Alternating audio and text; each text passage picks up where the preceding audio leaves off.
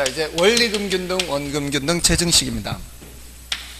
자, 원리금균등은 원금이자의 합계액이 똑같은 것이고, 원금균등은 이제 원금 상환액이 일정한 것을 말하고요.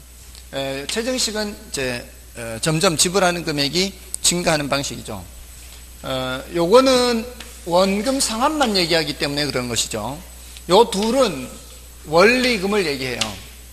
요 둘은 원리금이 얘는 점점 증가하는 거고, 얘는 원리금이 일정한 거고, 얘는 원리금으로 따지면은 점점 줄어들어 가는 거죠. 그러니까 원리금 상환, 예, 저당 지불액이라고 한다 그랬죠, 아까. 저당 지불액 또는 부채 서비스액, 예, 이렇게 하는데, 원리금 지불액이 일정한 거, 요거는 원리금 지불액이 증가하는 거, 요거는 원리금 지불액이 감소하는 거, 요렇게. 원리금 지불액을 기준으로 잡으면은, 일정한 거, 증가하는 거, 감소하는 거, 요렇게 기억하시면 되겠죠. 그래서 제일 중요한 그래프가 바로 이 그래프죠, 이 그래프. 요거. 이게 제일 중요한 그래프죠. 여기가 뭐예요? 여기가 원리금 지불액이죠. 원리금 지불액이 일정하다, 증가한다, 감소한다, 이렇게. 그래서 이런 것들 조심하시라 그랬어요. 여기가 이자가 일정하게 지불되는 거는 뭐예요? 요거는 여기 세 개 중에 없다 그랬어요. 만기 일시상환, 만기 일시상환. 계속 뭐만 내다가, 이자만 내다가 만기 일시상환이에요. 물론 고정금리죠. 고정금리로 만기 일시상환은 이렇게 되는 거죠. 됐나요? 자, 요거 조심하시면 되고요. 다음에 이제 요게 가장 기본적인 건데, 잔금을 나타낸다거나 뭐 다른 게 있을 수 있죠. 잔금을 나타내는 그래프는 어떻게 되나요? 잔금을 나타내는 거는 잔금이 일정하게 이렇게 줄어드는 건 뭐예요? 원금균등이죠. 원금균등은 일정하게 갚아나가기 때문에 잔금이 일정하게 줄어들어요. 그래서 잔금 비율이라는 것도 전체 저당 기간분의 남은 기간 하면 잔금 비율이 나와요. 근데 요렇게 내려가는 건 뭐 요렇게, 요거는 원리금 균등 상환이죠. 원리금 균등 상환은 일정하게 줄어들지 않아요. 원리금 균등 상환은 처음에 얼마간 돈을 갚았는데도 원금이 거의 줄지 않아요. 이거는 원리금 균등 상환 초기에는 뭐가 많기 때문에, 이자가 차지하는 비중이 많기 때문에 원금은 얼마 못 갚죠. 그러면서 이렇게 떨어지죠. 그러니까 얘는 만기의 절반이 됐을 때, 여기 절반은 여기죠, 여기. 절반이 됐을 때 원금의 절반을 못 갚죠. 원금의 절반이 되려면 약 3분의 2 정도는 와야 이제 원금의 절반을 갚을 수가 있는 거죠. 그러니까 얘는 공식을, 잔금 비율 공식을 얘기하더라도 전체 기간분의 저당 기간 해서는 안 되잖아요. 그래서 얘는 뭐를 이용해서 계산한다고요? 연금의 현가 계수를 이용한다고요. 원리금 균등 상환에서 원리금 균등액을 계산할 때는 뭐를 이용하지만, 저당 상수를 이용하지만, 잔금 비율을 계산할 때는 전체 저당 기간에 해당하는 연금 현가 계수분의 남은 기간의 연금 현가 계수를 이용한다고요. 안 했나요?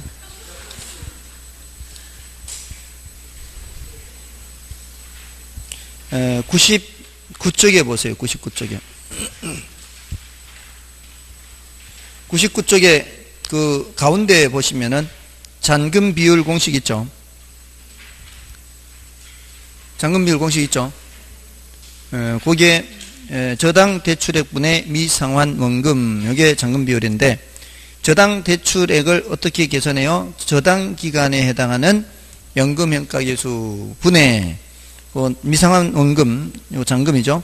남은 기간의 연금 현가 계수, 이렇게 돼 있죠. 됐나요? 그래서 전체 기간의 연금 현가 계수분의 남은 기간의 연금 현가 계수, 연금 현가 계수를 이용하죠. 그것은 대출 받은 금액에 대한 원리금 지불액을 계산할 때는 뭐를 이용하지만, 저당 상수를 이용하지만, 이제 남은 금액 계산할 때는 거꾸로 그 역수인 연금의 현가 계수를 이용하는 거예요. 아까 역수관계 있잖아요, 역수관계. 그래서 역수관계를 이용해서 그렇게 계산할 수가 있어요. 됐나요? 그게 이제 잔금 비율이죠. 자, 요 둘은 그래도 이게 잔금이 점점 지속적으로 줄잖아요. 지속적으로 줄죠, 이게. 올라가는 거 없잖아요. 근데 최정식은 어때요? 최정식은 처음에 요 이자에도 미치지 못하는, 처음에 이자가 한 이 정도 된단 말이에요. 이자가 이 정도 되는데 이자에도 미치지 못하는 돈을 처음에는, 초기에는 몇 번 낸단 말이에요. 그러니까 처음에는 빚이 오히려 늘었다가 이렇게 떨어지겠죠. 됐나요? 빚이 늘었다가 줄어들 거 아니에요. 이런 구조를 갖는 건 뭐라고요? 최정식. 초기에 이렇게 빚이 늘어나는 이런 경우를 뭐라고 얘기해요? 부예상환 하는, 부예상환.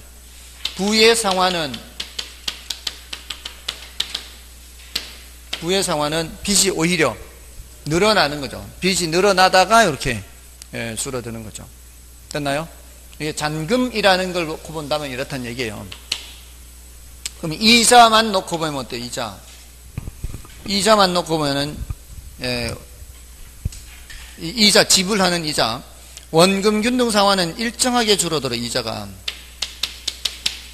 원리금 균등 상환은 이런 식으로 줄죠. 그렇죠. 처음에는 많고 점점 줄어드는데, 처음에는 이자가 대부분, 그러면서 이렇게 줄어요. 최정식은 이자가 처음에는 늘었다가 줄죠. 이렇게 이자 주는 게 이제 원금 구조와 똑같은 거죠. 잔금 구조와. 잔금이 일정하게 줄어드니까 이자도 일정하게 줄어들고, 잔금이 이렇게 처음에 얼마 많이 안 줄다가 주니까 얘도 이자도 이렇게 되는 거고, 여기 처음에 이자 원금이 늘어나니까 이자도 늘어났다가 줄어들게 되는 거죠. 요거는 구조가 똑같죠. 이자가 요거하고 똑같아요. 근데 이런 여러 가지를 생각을 하더라도 가장 중요한 것은 바로 이거예요. 원리금 지불액, 요 그래프가 제일 중요합니다. 자, 그 중에서도 원리금 균등만 따로 놓고 보면 이 말이에요. 원리금 균등만 따로 놓고 보면 원리금 지불액이 일정한데, 일정한 이 원리금 지불액 중에서 이자는 점점 줄어들고 원금 상환은 점점 증가한다는 거, 요거 체크하시면 되고요. 그 다음에 이제 원금 균등 상환에서는 이렇게 줄어드는 것 중에서 여기에 일정한 게 유지되는 것은 뭐고, 원금 상환은 일정하게 유지되고 이자는 이렇게 직선으로 줄죠. 이자가 이렇게 직선으로 줄잖아요. 여기 이제 원금 균등 상환이죠. 자, 요걸 이제 추가적으로 체크를 하면 되겠죠. 원금 균등의 원리금 지불액이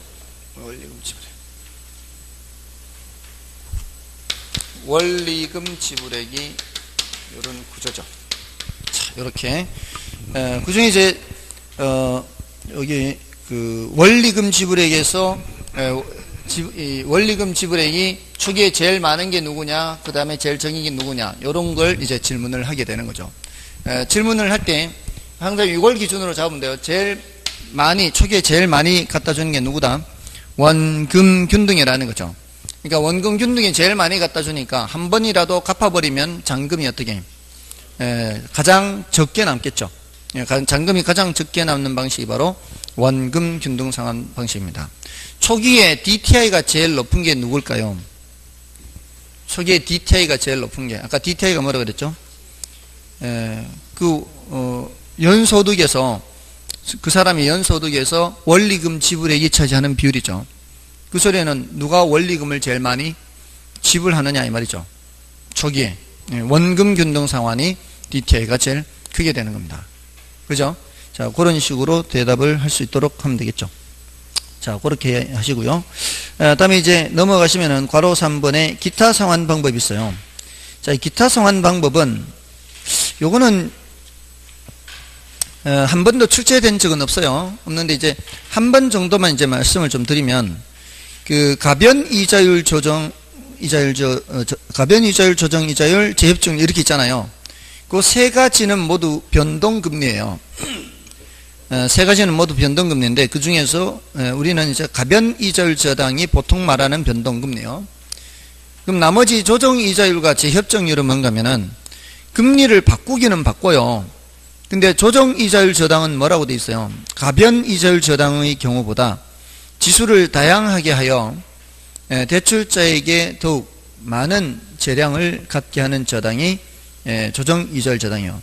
그 지수라는 게 아까 코픽스 지수 했잖아요.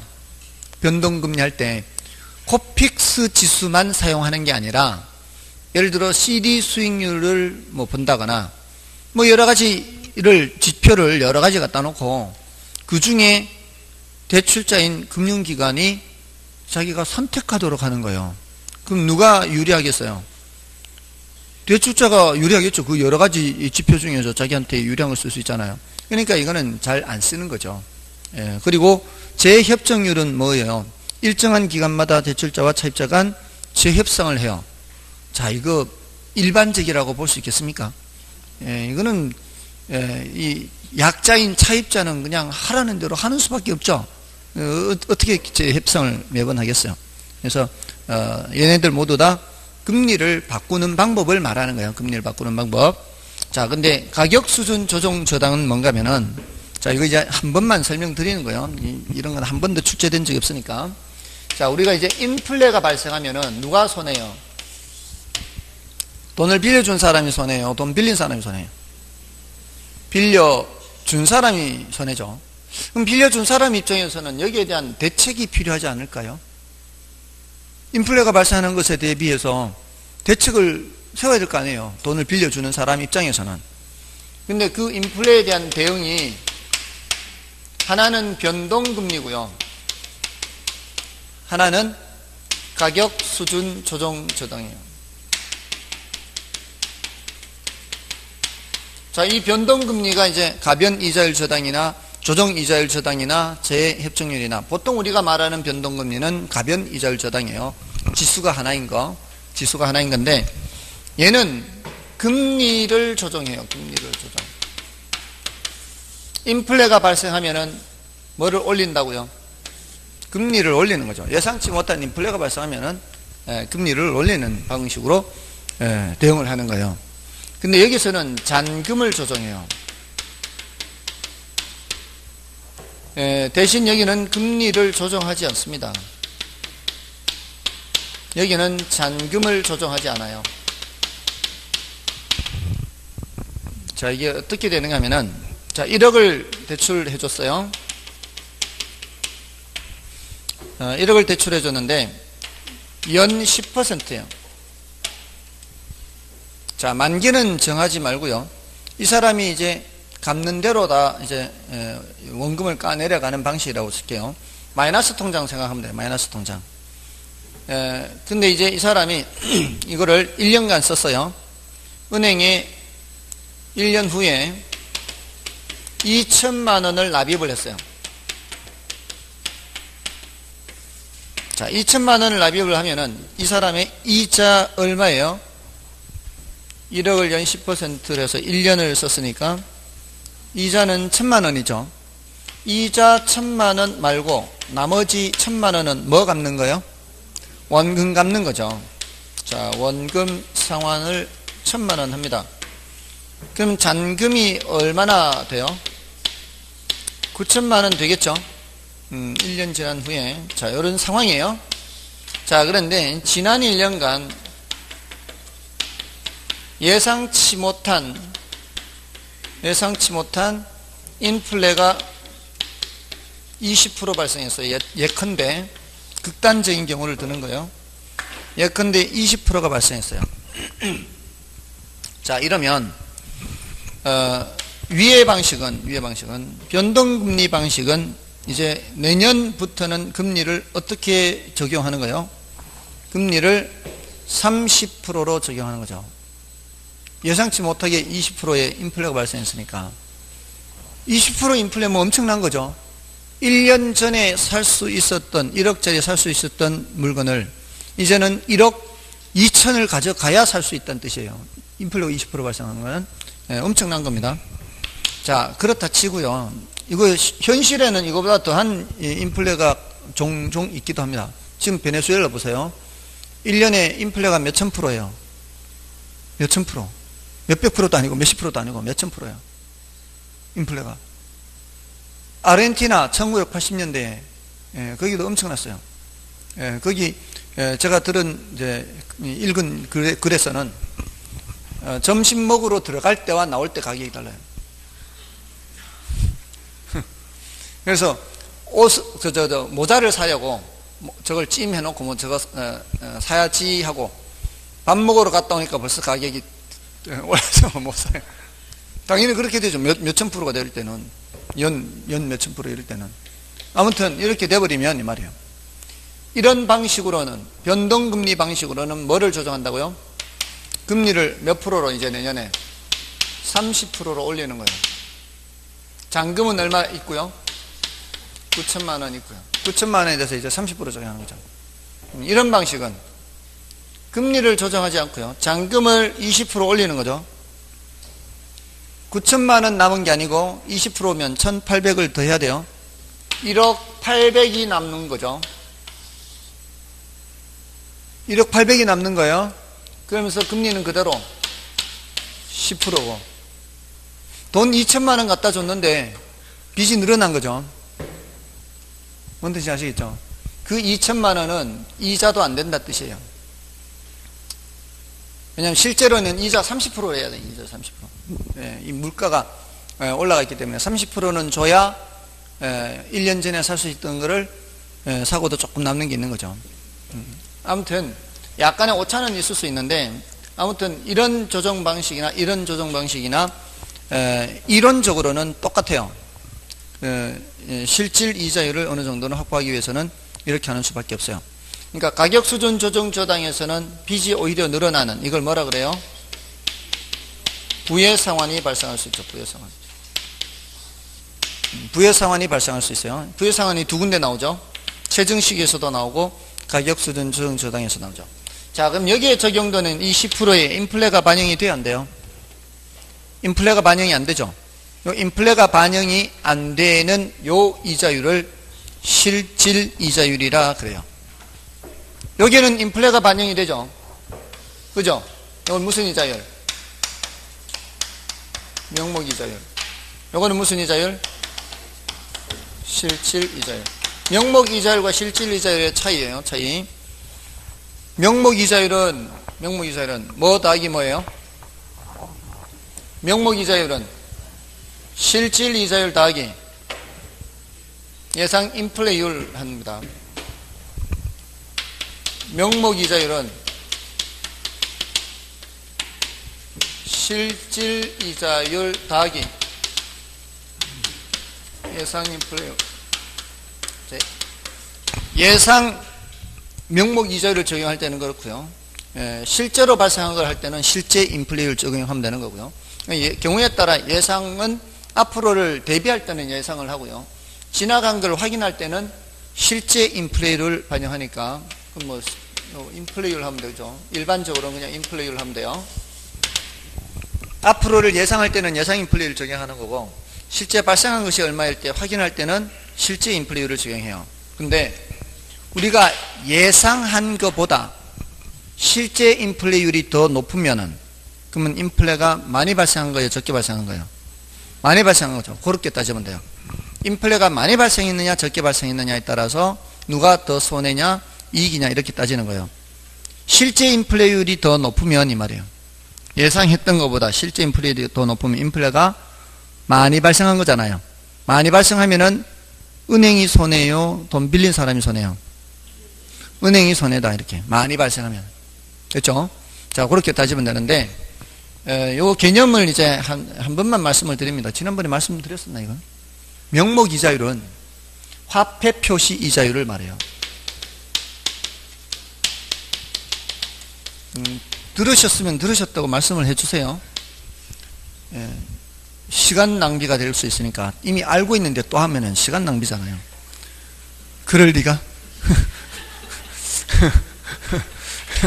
명목 이자율은 화폐 표시 이자율,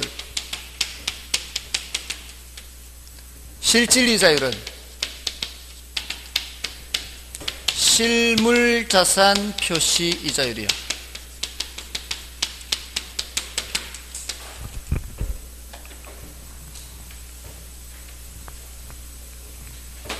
자, 이게 어떤 차이가 있는가 하면은, 자, 우리 돈으로 10만 원 빌려주고 돈으로 11만 원 돌려받으면 이자율 몇 프로예요? 이자율 10%죠. 자, 이거 명목 이자율이에요? 실질 이자율이에요?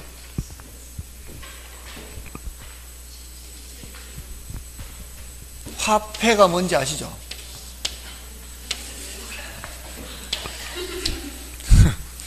몇 초 만에 견해를 바꿨어요. 이게 명목 이자율 몇 프로예요? 명목 이자율 10%예요. 10%. 자, 쌀 10마를 빌려주고 쌀 11말 돌려받았어요. 몇 프로의 이자예요? 몇 프로 이자? 10% 이자잖아요. 10%. 일단 이자 10%잖아요. 이자 10%죠. 이때는 무슨 이자? 실질 이자율입니다. 옛날에 환곡이라는 거 있었잖아요. 조선시대에. 국사 공부하다 보면 환곡.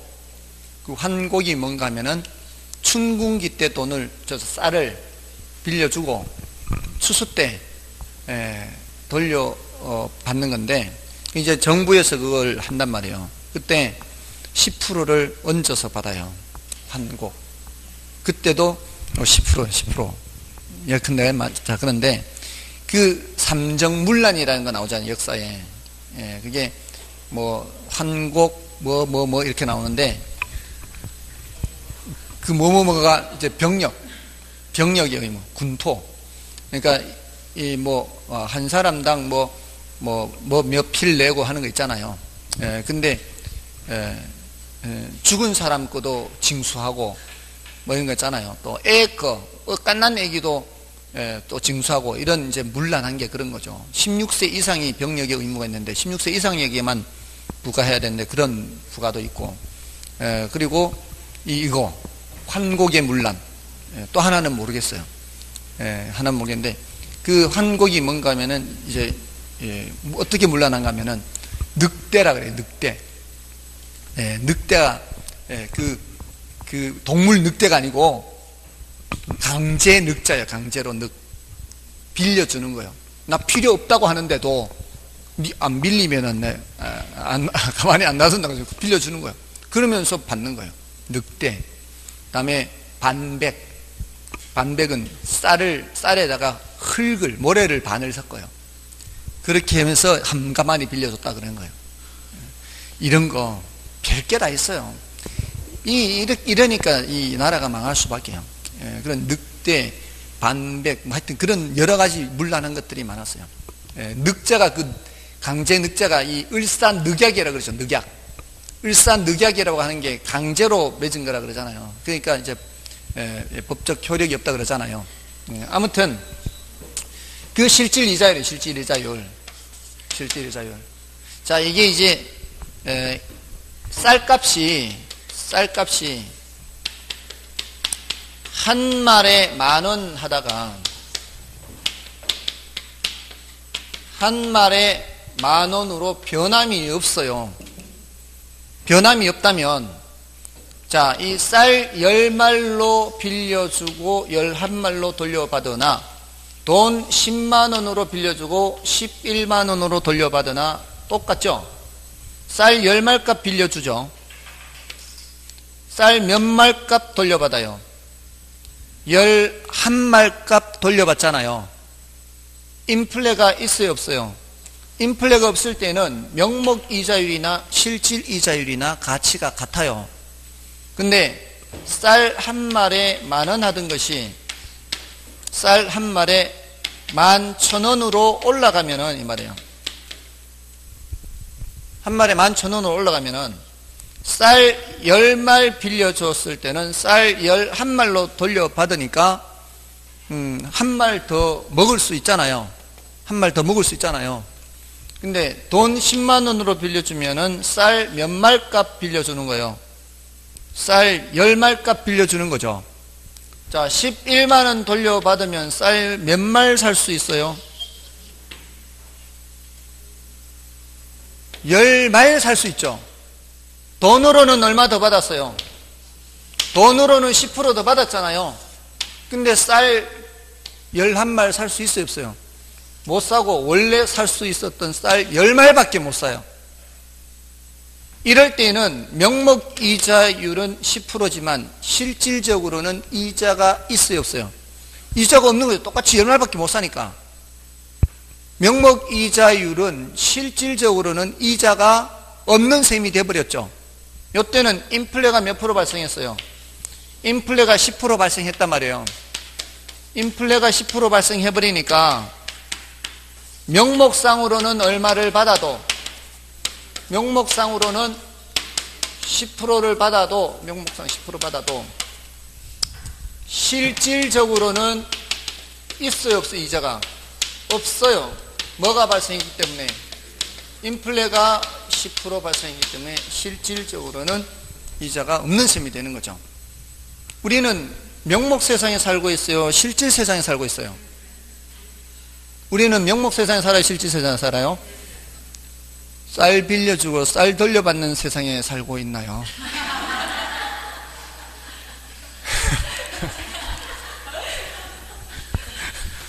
아니, 조금만 생각해 보면 우리는 어떤 세상 살고 있어요? 우리는 명목 세상에 살고 있단 말이에요. 이 금융에 있어서는 명목 세상에 살고 있어요. 그러니까 실질을 파악을 잘 못해요. 우리가 얘기하는 건 늘 뭐를 얘기하는 거예요? 명목을 얘기하는 거예요. 이자율 2%, 거기에는 뭐가 다 반영이 돼 있는 거예요? 인플레가 반영이 돼 있는 거예요. 명목 세상에 살고 있으니까. 그러면 실질을 알기 위해서는 뭐를 파악을 해야 돼요? 인플레를 파악해야죠. 그래서 이 두 개를 파악하고 얘는 나중에 보는 거예요. 은행의 이자율이 2%인데 인플레가 3% 발생했더라. 그럼 실질이 뭐가 되는 거예요? 마이너스 1%가 되는 거죠. 실질 이자율이 마이너스가 될 수도 있다 이 말이죠. 얼마든지 있을 수 있는 얘기입니다. 여기에다가 뭐까지 내야 되는가 하면 이자 소득세까지 내버리니까 이게 더 낮아지는 거죠. 명목 이자율이. 그러면 인플레가 발생하면 이게 더 낮아질 수 있습니다. 실질 이자율이 마이너스가 될 수도 있다 이 말입니다. 그렇죠? 자, 그런 얘기예요. 그래서 가격 수준 조정 저당은 이제 그런 걸 다 감안해서 이제 얘기하는 거고요. 역저당은 뭐 뒤에 그 주택연금 생각하시면 돼요. 역저당은 주택연금.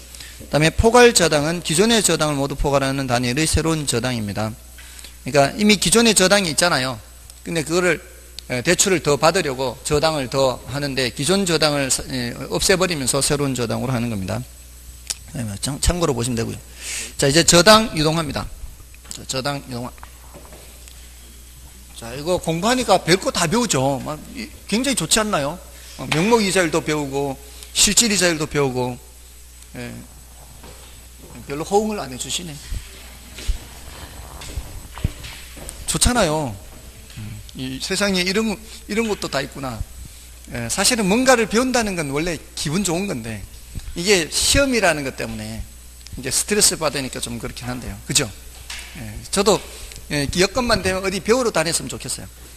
꽃꽂이도 배우고 뭐 이렇게 요리도 배우고 이렇게.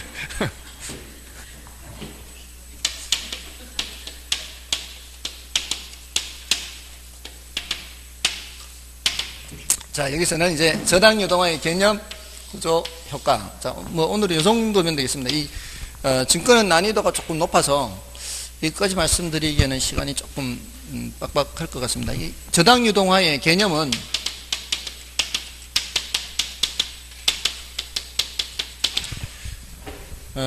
증권은 이제 난이도가 좀 높죠. 이게 증권이.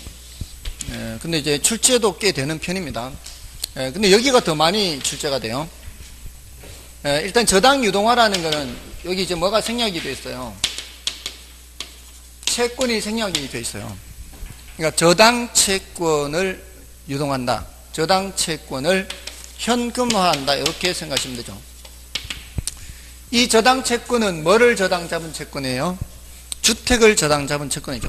그 주택 저당 잡은 채권을 누군가에게 팔아야 되겠죠. 팔아야 현금을 마련할 수 있으니까요. 그 누군가에게 팔면은 그 누군가가 사줘야 될 거 아니에요. 근데 IMF 때는 이 사주는 누군가가 없었어요. 예, 그래서 여기가 이제 금융기관, 1차 금융기관, 은행이죠, 은행. 또 은행, 또 뭐가 있죠? 은행 말고 뭐 상호저축은행 같은 이런 데도 있고, 새마을금고 뭐 이런 데도 있고, 또 누가 있죠? 보험회사 같은데 뭐 이런 데도 다 1차 금융기관입니다.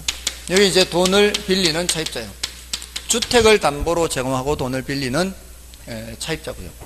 자, 원래 이렇게 대출을 해주면은 채권이 이렇게 형성이 되겠죠. 이게 바로 저당 채권이죠. 주택저당 채권.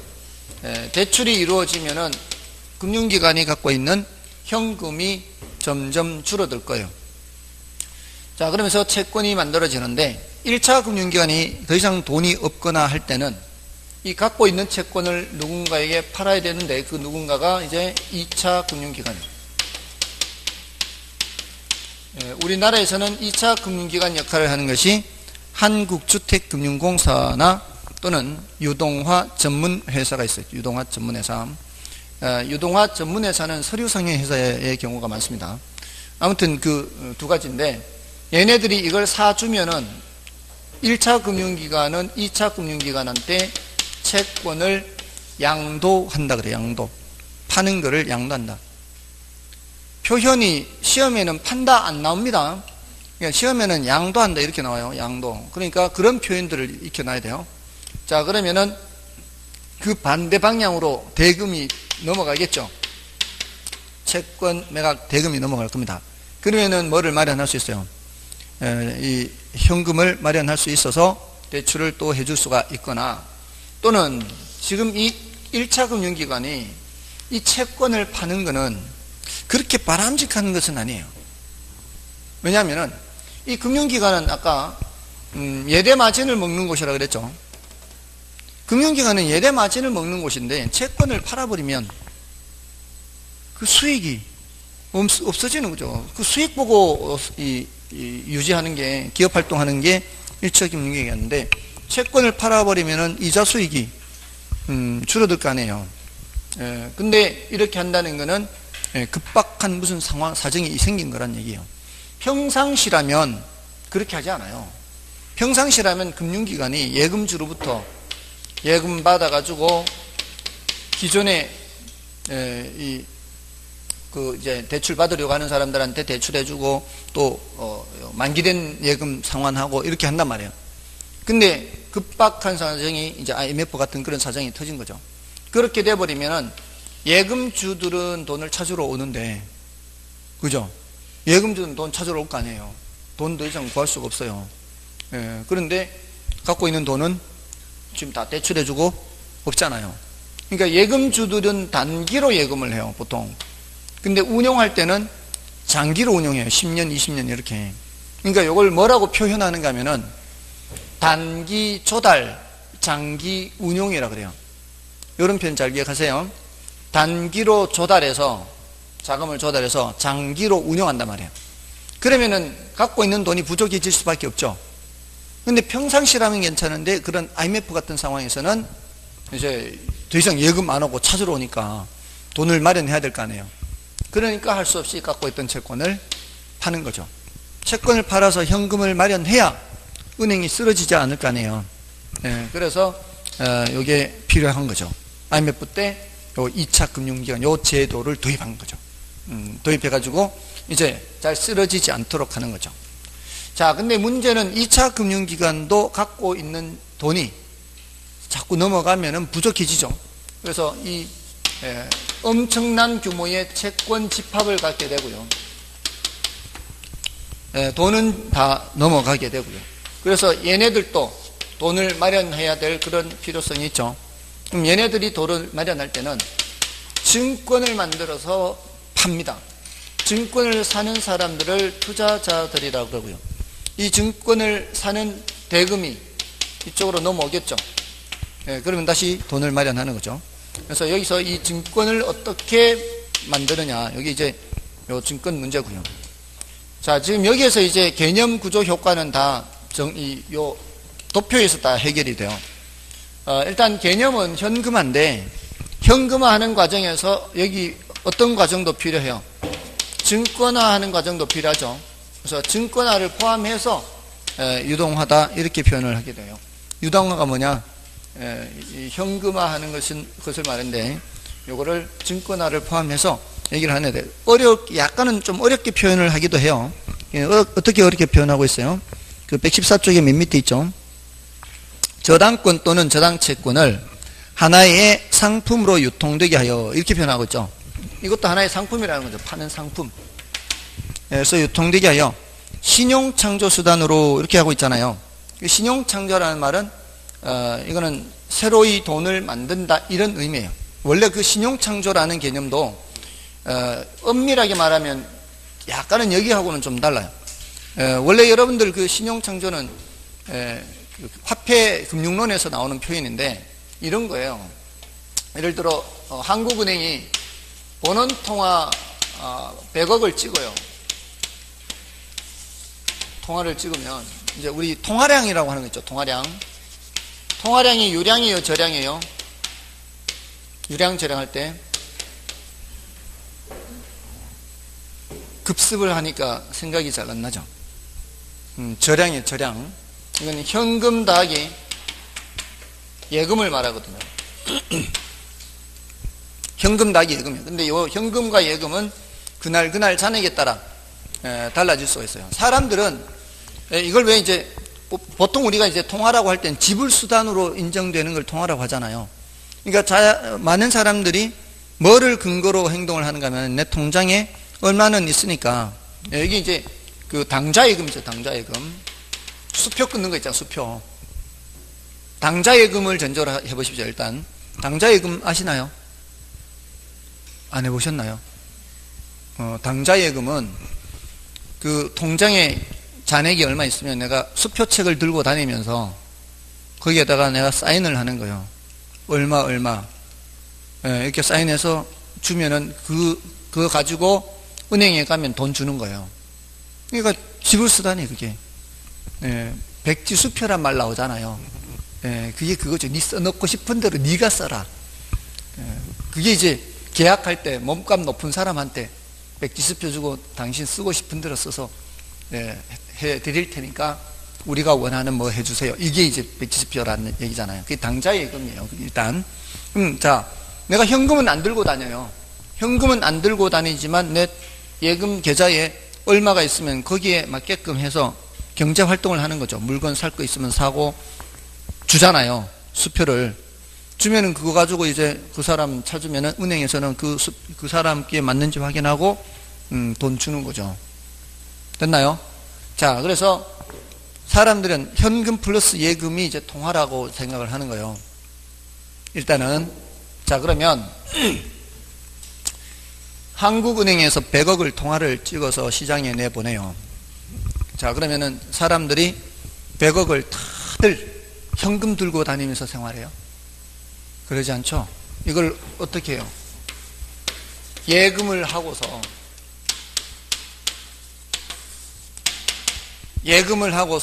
수표책 들고 다니면서 한다라고 생각해 보세요. 일단은 가정을. 그러면은 은행은 얼마의 예금이 생겼어요? 100억의 예금이 생겼죠. 그러면 요거를 대출을 해주죠. 대출을 해줄 때는 지불준비금이라는 게 있죠. 지불준비금이라는 걸 남겨놓고 대출을 해요. 20%를 지불준비금으로 남겨놓는다고 쳐볼게요. 그러면은 20%를 남기고 얼마를 대출해줘요? 80억을 대출해주면은 80억이 뭐로 나와요? 현금으로 나오죠.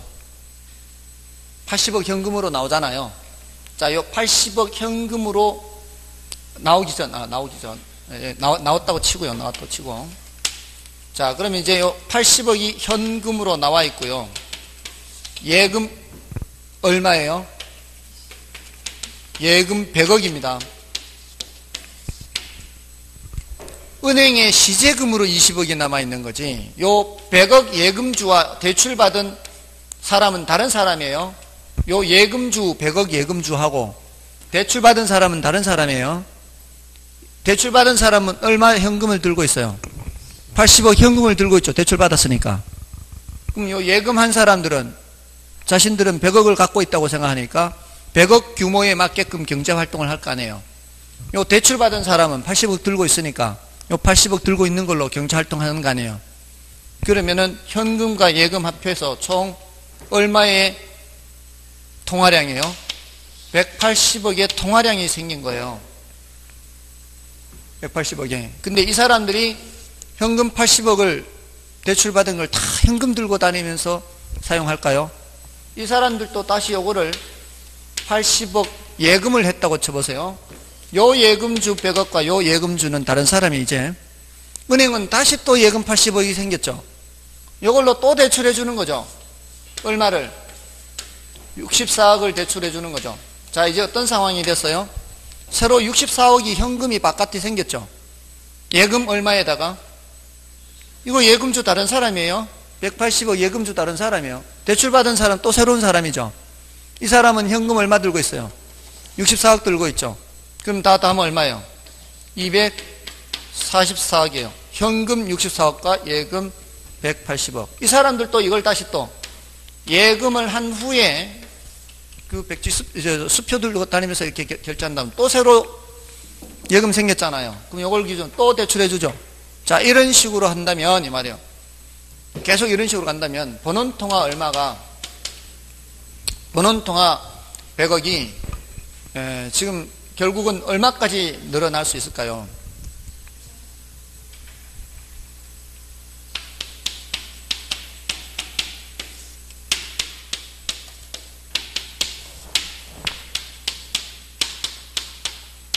$500억인가요?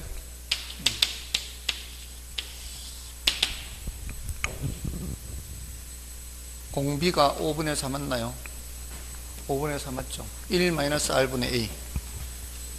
이게 이제 무한등비급수예요. 이렇게 무한히 가니까. 이런 이제 신용창조라 그래요.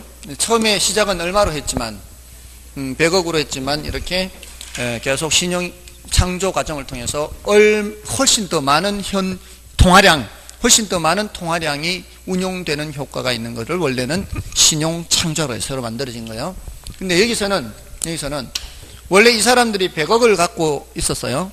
그럼 1인당 1억씩 대출해주면은 100명한테 대출을 해주게 되는 거죠. 그럼 100명한테 대출해주면 더 이상 대출해줄 돈이 없잖아요. 근데 이 뒤에 이런 구조가 있다면 이 채권을 팔면 다시 뭐가 마련돼요? 돈이 마련되죠. 그럼 또 대출해주는 거죠. 그리고 또 돈이 모자라면 또 팔면 또 돈이 마련되고 그럼 또 대출해주고 그럼 결국 100억으로 출발을 해도 뒤에 구조가 없으면 100명밖에 대출 못 해주는데 뒤에 구조가 있으면 훨씬 더 많은 사람한테 대출해 줄 수 있잖아요. 그게 이와 유사한 그런 신용창조라는 표현을 쓰는 거예요. 됐나요? 오늘 신용창조까지 배웠습니다. 아무튼 현금이 더 만들어지는 그런 효과요. 그 수단으로 활용하는 것을 저당 유동화라 하고요. 이는 부동산 자금을 대출해 준 1차 금융기관 이외에 다른 금융기관에게 부동산 저당권 또는 저당채권을 양도함으로써 자금이 부동산 부문으로 흘러 들어오게 하는 방법으로 부동산 저당채권을 현금화하는 금융기법입니다. 저당 유동화는 주택금융 기타 부동산 금융의 활성화에 크게 기여를 하고요. 저당 유동화를 통해서 대출자인 금융기관은 한정된 재원이죠. 예를 들어 100억이면 100억밖에 없는 한정된 재원으로 많은 수요자에게 필요한 자금을 공급할 수가 있습니다. 다음에 이제 저당 유동화의 구조죠, 구조. 자, 구조는 여기가 1차 저당시장, 여기가 2차 저당시장. 이 구조는 이제 1차 저당시장과 2차 저당시장 이렇게 하시면 되고요. 1차 저당시장은 이렇게 수요자, 공급자. 2차 저당시장은 이렇게 수요자, 공급자 생각하면 돼요. 자금 공급자, 자금 수요자. 그럼 얘는 무슨 역할을 하는 거예요? 투자자 돈이 1차 금융기관으로 넘어가는데 중간에서 중개하는 역할을 하죠. 그래서 얘는 유동화 중개기관이라고 해요. 유동화 중개기관.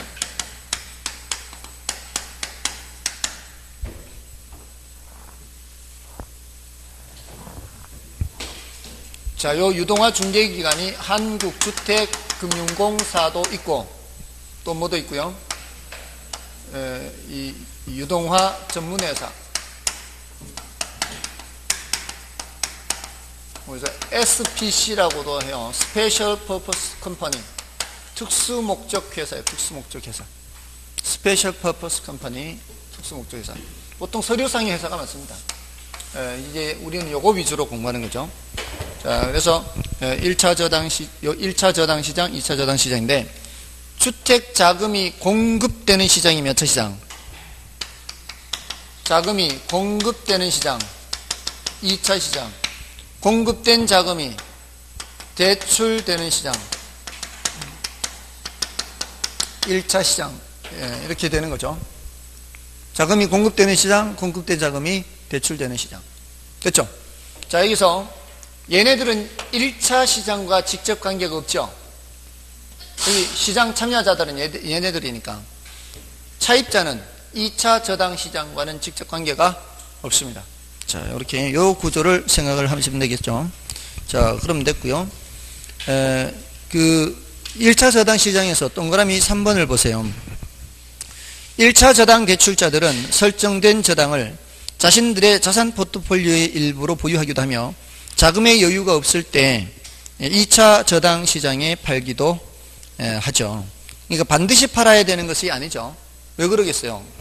팔아버리면 수익이 줄어드니까 안 파는 게 사실 낫죠. 팔면은 대신 무슨 이제 수입이 있는가 하면 수수료 수입은 있어요. 왜냐하면 여기서 원리금을 넘기면 이쪽으로 원리금을 전달해 주는 역할을 하기 때문에 수수료 수입은 있지만 수수료 수입이라는 게 얼마 안 돼요. 그러니까 반드시 팔아야 되는 것은 아니다 이 말입니다. 다음 이제 괄호 2번에 2차 저당 시장은 동그라미 이것도 동그라미 3번을 보시면 2차 저당 시장은 저당 유동화의 결정적인 역할을 하는 시장이죠. 2차 저당 시장이 없으면 1차 대출 기간은 자금이 금방 고갈되어 더 이상 대출할 수 없게 될 겁니다. 다음에 이제 넘어가셔서 저당 유동화 효과는 여기에서 바로 보시면 된다 그랬어요. 1차 금융기관 입장에서는 이게 이제 우리나라는 얘 때문에 도입이 됐죠. 얘네들의 뭐를 높여주기 위해서? 유동성을 높여주기 위해서 도입이 됐고요. 그런 과정에서 차입자들, 집을 원하는 이런 차입자들은 자가주택 소유 기회가 늘어나죠. 자가주택 소유 기회가 늘어나고요. 이런 것들은 이제 국가 정책적 입장에서도 긍정적이죠. 국가 입장에서는 국민들이 다 자기 집에서 살 수 있도록 이렇게 지원할 필요가 있는데 그런 효과가 있고요. 그다음에 투자자들 입장에서는 과거에 없던 새로운 형태의 증권이 나왔죠. 그래서 이거는 이 포트폴리오 구성을 좀 더 잘할 수 있죠. 용이하게 할 수가 있습니다. 이런 장점이 있고요. 금융기관, 2차 금융기관이 정부 입장이라고 보면 돼요.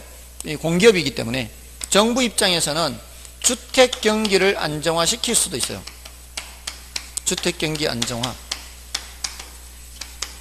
너무 과열되어 있을 때는 어떻게 해요?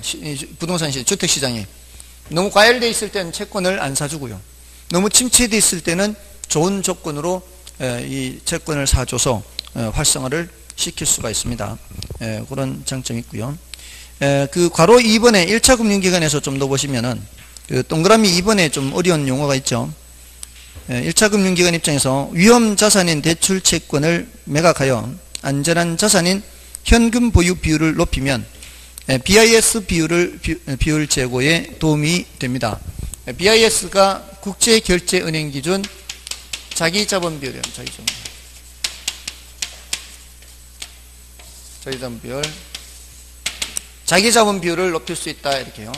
자, 위험자산과 안전자산 있잖아요. 위험자산과 안전자산이 있는데 현금은 뭐고요? 위험자산은 채권은 이거는 위험자산이에요. 부도가 날 수 있으니까. 그러니까 채권 1억을 뭐로 바꾸는 거예요? 현금 1억으로 바꾸는 거죠. 채권 팔아서. 그럼 위험자산의 비중이 줄죠. 그렇게 되면은 이제 국제결제은행 기준 자기자본 비율이 높아지는 거예요. 이 채권은 충당금을 설정해야 돼요. 충당금을 설정해야 되기 때문에 이게 1억의 가치를 그대로 못 받아요. 평가를. 위험을 이제 평가를 해야 되기 때문에 그러면은 평가액이 좀 낮아져요. 대신 수익은 볼 수가 있겠죠. 근데 얘는 평가액은 높지만 수익이 없죠. 그런 장단점이잖아요. 장래 수익이 없어요. 얘는 장래 수익이 있지만. 근데 지금 당장 자기 자본 비율이 적다면 어떻게 해요? 이걸 팔아서라도 자기 자본 비율을 높여야 되는 게 이제 관건이죠. 그래서 위험자산을 이렇게 안전선을 바꿔서 국제결제은행 기준 자기 자본을 비율을 높일 수 있다. 나머지는 이제 여러분들이 확인해 주시면 되겠습니다. 됐나요? 자, 나머지는 여러분이 확인해 주시고, 저당담보증권, 이 증권은 이제 다음 주에 하도록 하겠습니다. 됐죠? 애쓰셨습니다. 감사합니다.